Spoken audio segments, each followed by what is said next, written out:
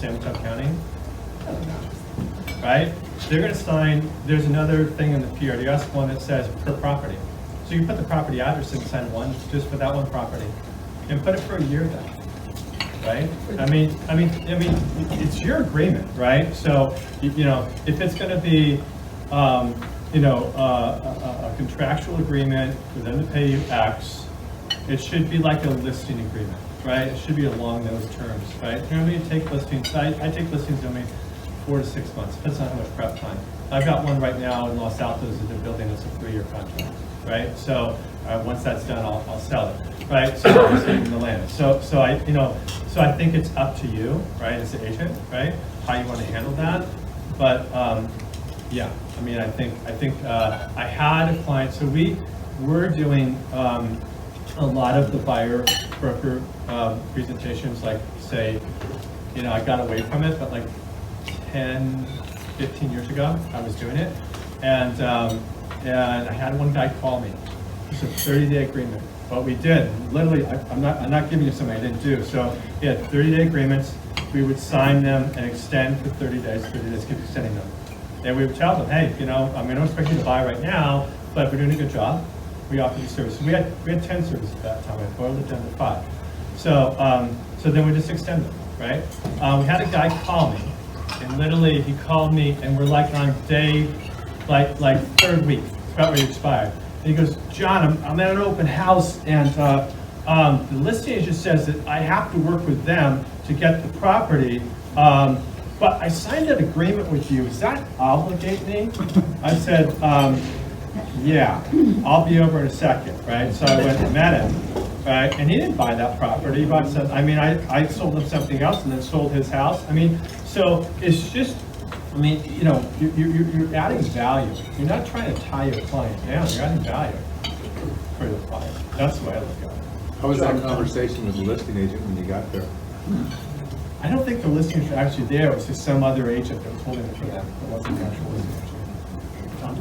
Yeah. Sometimes your client doesn't like you. Sometimes you don't like your client. Sure. So it's like a date. You're on your 2nd date now, you're looking at property, and the client says, we're not a good match here, but I've signed your agreement. Yeah. I want out of this. Yeah. What do you do then? So you can still cancel the agreement. So let's talk about it. So there's basically, so I like the PRDS document, which you guys all have. I write my contracts on CAR. Okay, CAR's pretty much accepted contract now. The problem with CAR's buyer broker, it's way too long, and it's basically has a cancellation clause, right? It has a checkbox for non-cancelable or cancelable. I think you show that to a buyer, and they're like, no, I'll cancel any time, you know? So it's like, just keep that form away from them, right? I think to give the PRDS, it's much simpler. Compass came up with a form that's like a listing agreement that I think is horrible, but it feels just like a listing agreement. And so this one has sort of like the seller. The other one's like if anyone else compensates you, it's like the seller compensates you, right? That's the person who's going to compensate a buyer broker, it's the seller at this point, right? So it clearly states whatever you're compensated, it's off the fee, right? Does that answer your question? No. No. Okay. So. No, because sometimes you don't want that client, and I don't like my agent. The agent is not fulfilling. So I meant to go right. So enforceable in the PRDS, it specifically says that you can cancel if you want to. Agents, agent has the cards. Not. It says in there the agent has the right to cancel. It does not say the buyer has the right to cancel. You can read the form. So that's the answer to your question. It lets the agent cancel. They're locked in, but you're not. So what's the penalty if they do cancel? What are you gonna do? You're gonna go after them and, you know, the next house they buy, they're gonna take 2.5%? I think you just try to make your client happy. If they're not gonna, you know, if they want to cancel it or something, you know, then maybe just don't want to work with that buyer, right? I think that. I mean, the form doesn't let them out of it, but anyone can agree to anything, right? I mean, it's all negotiable. Should we put it in a cost, like if you get a divorce, if you pay me back hourly the time I spend with you? Yeah. Are you going for attorney? Like an attorney? Yeah. $100 an hour. Yeah, So I didn't hear you mention how you can probably negotiate that commission on the contract, right, for the seller to cover it. Do you talk about that at all? I mean, if people bring it up, right, I mean, I think don't overcomplicate it. I'm having an actual discussion with the buyer. If you can get them to signing it, you're done, right? So what you're trying to do, so the form basically, so Stephen Scholl, he's a trainer, and so tactical empathy, trying to get them, emotionally involved with you. That's the questions that, I don't know how to tell you, but there's a bunch of questions you can ask to try to get them, it feels like, it sounds like, what do you want your agent to do? So I just was able to, Alan was willing to sign, but there's also a closing question here too, right? If you're having a problem getting to that point, I think we're going to try to get to that point, right? Yeah. You made a comment several times in your discussion is that your job is to keep you from overpaying. And my first reaction to that, I cringed when I heard you say that, because that's a very subjective criteria, first of all. Second of all, in this market we're in, you're more than likely to be in multiple offers. It's going to get escalated. Sure. Even if the seller, even if the buyer is successful, Yeah. they're, let's say the market suddenly turns and or maybe they even overpaid by accident. Sure. To me, that's a dangerous precedent to set, because first of all, it's not enforceable, and you're setting an expectation that may be very easily, in the heat of the battle. Fair. It's subjective. I get that. Yeah. But I've seen, in my own listings, people pay $300,000 more than anybody else. Yeah. And that can happen. Sure. But typically, I think it can be negotiated where you're not quite as far over. I mean, to win in a multiple offer situation, you've got to be the highest or equal, Best right? terms, yeah. And so I'm not saying I would, if that came in discussion, I would bring that up, right? If you brought that up like I'm bringing up now. Yeah. So you're not going to get any favors, right? Yeah. But I just don't want you to be like, by example, $6.2 million. It's an actual example, and it's worth 5.5. They paid way too much. They shouldn't have paid that much. They thought they got a good deal. I think it's going to happen. I'm just saying that from a buyer's representation standpoint, you're setting a dangerous precedent by saying I'm not going to let you overpay, because it can very easily. And who's to define what's overpaying? As soon as you go over the asking price. Well, you have a fiduciary, right, throughout most here, right, above and beyond your own interests, right, as an agent, right? You take care of client first with the buy side. I didn't go to dual agency, right? That's a different scenario, but I'm talking just buyer representation. And it is your job to not have them pay too much, right? I mean, it can happen. That's all. Yeah, So this is a yes or a no, yeah, because I see things black and white. yeah. Back to her question, they want out of the agreement. Do you let people out of the agreement, yes or no? I would let them out. I don't want an unhappy client. Okay, so the answer is yes. Yeah, but what I don't want is I don't want to start with a form that has a cancellation clause in it. Okay, that was the second question. Because that just, like, you're putting it right in front of them. Okay, the I want that option. Okay, the second question is, you did mention that all of this is a car form, yet that one form is a PRDS form. Right. All of our clients are so with it nowadays. They would pick up, why are all these forms this and this one form different? Can you explain that to me? Why are you using this form over not a car form for that? Well, I think the forms are interchangeable. I mean, They are interchangeable, but Yeah. if they say, why is everything a car form and you're using this for the broker, what's the difference? a lot of people, in the disclosures, they don't use the SPQ, they use SSC. Yeah, And that's a PRDS form, so no, they're already mixed on most people. Most people did not, the SPQ is not, it's not a form that's very detailed, right? So I would say, no, they're mixed. Here's the SSC, and you're gonna sign in the offer, if they're using the SSC form, you're gonna sign that in blue, I'll take SSC over the SPQ. is there anything different on the PRDS broker has this car. Do you know if there's any differences in those two forms that I should be aware of? We can read them together. Personally, I don't think so, but you can have your attorney check it, right? I'm not an attorney, I just have the forms, so we're allowed to use both forms in California, right? I'm just trying to get your Yeah. spiel. Yeah, I get it. It's longer, so That you was- can try more. I feel like Just knocks me in. the cancellation So- for So I think, I mean, it's a discussion, right? We're all gonna get these questions, right? So it doesn't mean my presentation is better than any of your guys. A lot of the people have presentations for this room, I'm sure, that have been used for years, right? So the concept is all get better together, right? I was just gonna say, I think the cancellation part in the car contract starts a conversation around how you work with somebody. I usually use that to tell them, we should never get to the point where we wanna cancel. We should have a communication, like if you're dissatisfied with something, my service, or you want something I'm not providing, you should tell me. My goal is to give you the service that you want. And vice versa, if something's not working on my side, I should have an open conversation with you, right? That way you don't get to the point where you're having a cancellation. Then maybe if you have those conversations and you still don't think you're a good fit for each other, then you cancel the agreement. So I use that cancellation clause to sort of have that conversation with them. It's good. Another, how do you determine that the buyer is going to be able to pay the fee over and above qualifying for a loan? I mean, are you asking for like proof of funds? I mean. Well, I mean, you that's ask what for I proof think's of gonna funds be with the tough. offer, right?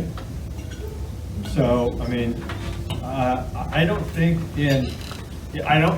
Compass had a 6-page form for that 1 page that we have, that we use right here that you guys all have. They had all the financing in there. We took it out because I think it's not in the initial discussion. You're trying to get them to sign with you and understand your services, leave that out. I wouldn't qualify someone in the initial appointment, but later on, they sign, yeah, you're gonna wanna see that, that you get them approved, or if they're paying cash, like, they wanna see how much funds they have. You're gonna do that at a later meeting. And yes, you wanna qualify them, and then if they don't have the extra money, like you ask them, hey, most people are not gonna misrepresent that to you, right? I mean, do you have the extra money to pay me? Do you wanna see something with 0% commission? Because they've gotta come up with, 12 months of PITI. We're gonna come up with 25%, depending on the purchase price or more. And then they gotta pay your agent fee of X, whatever that is, right, out of pocket. And so, I think it's yet to be seen. I asked Adam about this, can you finance it in, right? So. Closing costs. Hasn't been a lender yet. What? There hasn't been a lender yet. Well, it's a closing cost. That's the way we look at it, and Well, but we don't finance closing Rory, costs. which is, he's with Compass, I heard him this morning, he's high up in Compass, and his comment was, no, you can't do it. It's not legally allowed. So definitely the VA loans right now do not allow a buyer to pay a commission. So that is something that NAR knew was an issue. They brought it up to their lobbyists for the VA. They're gonna try to change the law. They might change the other law. So I mean, that whole argument of trying to finance it in, I mean, might be, but it depends on what the lender's gonna allow. I don't Right. see them changing that. We don't Well, then finance come closing July, costs all on the purchase. VA We may do- buyers aren't gonna build lots. You can't At all. collateralize, you can't collateralize that cost. And maybe FHA, I heard VA for sure. Maybe you can bump up, Bump up the price. Maybe We bump up the purchase price and put everything, and then request the That's the only 2.5% or 3% or 5%. Well, The problem the problem is that in the contract, right? Commissions are not a part of the contract. So if you now put a term in the contract about commissions, is it enforceable? I don't know. It's not in the contract, we can, with concession, we can put it, can we just, As a credit. Yeah. yes. You can put a concession, If there's a yeah. concession, yeah, usually they'll do up You can just to work 6 to concession. 9% is 6 to a 9%. buyer Yeah. concession, as long as you're like below 80% loan to value. And Aside from the. Right, those had to be used for closing costs, though. You can't just use that money to pay an agent's commission. That's a little bit. I think that's gonna change. I think our guidelines are probably also gonna change too, where they start asking, does the buyer have, because we have reserves on every jumbo loan that we have to calculate. So I'm gonna now have to start looking at the contract, I'm gonna start having to look, is this buyer going to have to pay additional monies? And if so, then I have to subtract those additional monies out of their reserve requirement. And so that could put somebody in a position where they don't have enough in reserve for us to finish the loan. And so we're gonna be asking you guys, I'm sure that's gonna happen in July. We haven't seen it yet. Now, you were telling me, Adam, I called you a few weeks ago on this, and said myself, I said, how many people in this area that you qualify personally are on the cusp of qualifying? So if they had to pay for their agent commission, in addition to all the other things they have to pay for, and you said 3 or 4 out of 10, right? So Here. that means here, in this area, Right. right? So now, the You go to East Bay, sellers, it flips. how's it flip? Worse. right? 7 Worse. out of 10. 3 or 4 people may qualify. Yeah. Right, and the other one won't. Yeah. Especially FHA, VA, home ready, home possible, Sure. all that stuff. I don't think the answer is qualify. I mean, what can they qualify for? Because what you're saying They would is, qualify for a lesser purchase price. yeah, you're or- looking at a person, they're either gonna be limited by their income, that's DTI, or they're limited by their assets. That's exactly correct. So you're weighing those two out, right? Absolutely. So if all of a sudden you have to say, okay, you gotta have X reserves, plus I'm gonna say you need to have another 3% just in case you have to pay commissions, that's how you're gonna qualify them. If their assets are their weakness, then you're gonna move them down in the qualification. And I would think, just generally, it would be a lot more of an interactive conversation as you guys are getting ready to make that offer, because then you're gonna be going, talking to your loan officer, hey, we're gonna ask for 2.5% back, we may get countered, is that gonna work? And then, you can do the numbers there real quickly, hopefully, and figure it out. But I would imagine it's gonna be a lot more collaborative moving forward, just to ensure you don't blow up the deal. I have a question. Yes. So is it possible to, before we present the offer, just say, I present the offer to you, and before I present the offer, I send in the broker compensation agreement first, so your seller is willing to pay X amount? X amount, and then I submit that offer, then that will be out of the concession. I think Is the that- No, but seller's that's a allowed thing to on say the no. form. Well, you if the gonna seller say says no, your buyer okay. doesn't want to pay for it, then you move on, right? Yeah, you move on. So the CDR buyer broker form has a place where you authorize, they're authorizing the buyer to, the buyer is authorizing you to include that in the contract, the RPA. Yeah. And then if that's included in the contract, it's already connected to it, and there's a separate form that goes along with it. And then the seller's paying that, and I don't think that needs to count as concessions to buyer, they're just paying the agent. It's the same as it is right now. Yeah. It's exactly as it is right now. Yeah, and I think that's a checkbox that you can ask the seller to pay on the Yeah. contract. And so I think that's what. Yeah. Even though there's no tax consequences, Yeah. they can say no. It actually says buyer is authorizing buyer's broker Yeah. to include this in the contract. Correct, yeah. The authorization. It'll be interesting to see how many. Do you guys think of this RPAs more as a get bump in rejected the road or more like harm Because of that. I'm sorry. It'll be interesting to see how many RPAs get rejected, offers are rejected because of Well, that. I heard one situation in San, I was in Mateo. One situation in San Mateo, they were offering 0, which is fine to do. 18 offers came in, every single one came in with the RPA asking the seller to pay X amount of commission. I think the pricing is the same. I want to say the percentage is almost the same.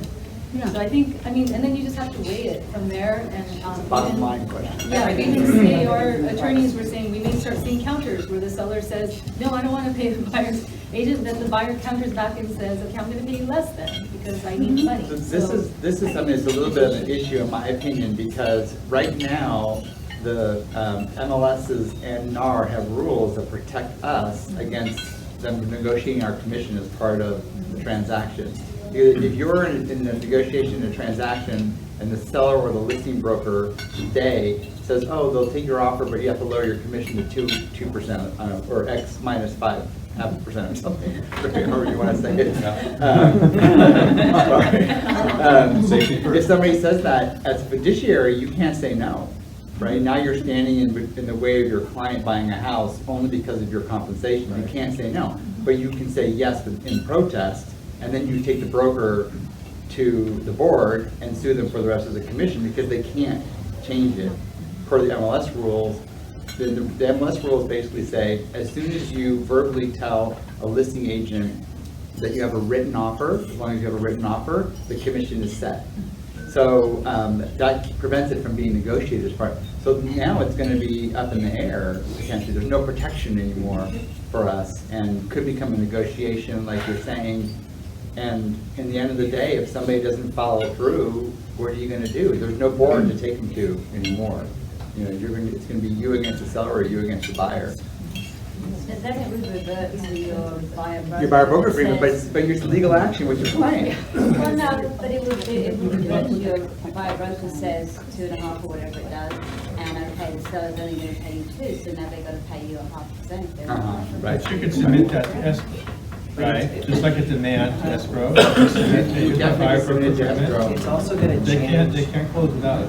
it's gonna change whether you're doing first-time home buyers. Because a lot of first-time home buyers don't have the difference. That's why. So then you choose to work with them or not. But it's the buyer broker agreement that's gonna show, when they sign it, you have to show your worth and why you're doing it. And why they should sign with you. And that's, you're gonna get the answers if you decide you wanna work with them, not the other way around. To answer your question. The selling agent says, I'll pay 2.5, and then they accept your offer and say, sorry, I said 1.5. I mean, where do you get these? No, they said you cannot put it in writing. No, you can put it in writing. You just can't put it in MLS. You can't put it in the MLS. You can do anything. You can put it in your outside of disclosure, MLS. you can put it on your website. Yes. So how do you think we're gonna find out the commission? And so put it in your Yeah. contract. Yeah. Yeah, Really? talk to people. Oh, you can And then put put your it in your website. contract You so can it's put it on. confirmed. And then most people want to text anyway, so you'll have it in the text. So, you asked a question, how's it gonna be a Is it gonna speed be bump or an a Armageddon? speed bump or Armageddon? Pardon my French, but I think between July and December, it's gonna be a clusterfuck. Until people get used to Yeah, it. because listen, I called 3 different lenders and said, can you credit somebody 2.5% to be used towards buyer commission? I got 3 different answers. And half the people didn't even know. So you've got lenders that are still learning this whole thing, you got agents learning the whole thing, we got buyers now who are like, oh my God, we're gonna be able to cut the commission. It's all gonna take about 6 months for this whole thing to figure itself out. And it's gonna be bumpy as shit. I will tell you, there's a broker up in the state of Washington who, he's on the MLS board, he understands all that's happening in the state of Washington. They did this 4 years ago. They decoupled all the stuff, they did not publish the commission rate. Basically everything that NAR is doing, they already preempted that. And he said 98% of every home that was sold on the MLS up there, the seller paid a minimum of 2% commission, 98%. I think it'll get to that point, but I think we're gonna be different here though. Because we got a lot of, we have people here, our clients think they know more than everybody else, which is A lot don't bigger be valid. numbers here too, than But- most other places. Yeah, but I think it's gonna take a while. I think the first time you go out there and you list a property with, 0 commission or 0.5%, I think the sellers are gonna see how complicated it'll become really quick and how they're gonna lose leverage. As you're gonna get some people like Alan say, hey, don't show me a property that doesn't pay full commission. So if you had a property that got 17 offers, like I have one on Alberta, 17 offers, we would, I can tell you right now, if I had not paid full commission, we would have lost half of them. They would have never showed up. Plus, you're gonna get in contact with the jack. Yeah, Has exactly. anybody had to answer or deal with, not yet, obviously, but I'm curious what people are gonna think about when seller doesn't offer compensation, buyer agrees to pay the commission, how's that gonna happen? Like escrow? Like, if you're gonna give a check to escrow and they're gonna, how are they gonna do it? When it comes out of somebody's personal bank account? Right. Or what if they don't have the money and they say, can you take a credit card? Like, how are we gonna ensure that if buyer is paying and they agree to it on the buyer broker agreement, how are we gonna get paid? They're gonna hand us cash? I mean, how does that work? I would think they would just send it right to escrow. I mean, how's it gonna happen? I would think it would be part of the wire that just Really? goes to You escrow. haven't talked to escrow about that yet?